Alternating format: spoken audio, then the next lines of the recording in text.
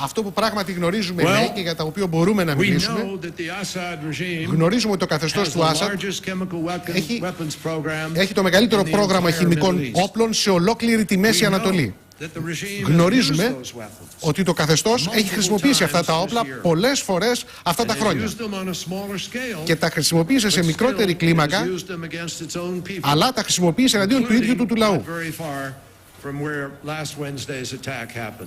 Και μάλιστα όχι πολύ μακριά από εκεί που έγινε της προηγούμενης Τετάρτης η επίθεση. Είμαστε αποφασισμένοι.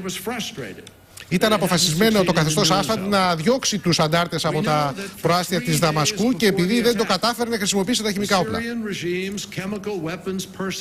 Το προσωπικό των χημικών όπλων του καθεστώτος του Άσαντ βρίσκονταν στο σημείο, έκαναν προετοιμασίες και γνωρίζουμε ότι στοιχεία του Συριακού καθεστώτος είχαν προετοιμάσει την επίθεση φορώντας μάσκες αερίων και λαμβάνοντας προφυλάξεις που συνδέονται με τη χρήση χημικών όπλων.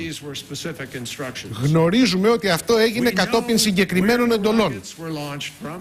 Γνωρίζουμε από πού ξεκίνησαν και πότε, ποια ώρα οι επιθέσεις αυτές.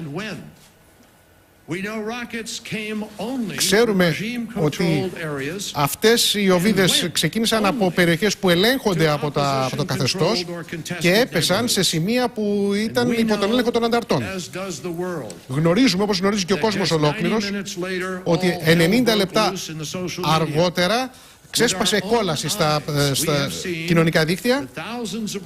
Είδαμε χιλιάδες αναφορές από διαφορετικά σημεία των προαστίων της Δαμασκού που όλα έδειχναν και ανέφεραν θύματα με δυσκολίες στην αναπνοή.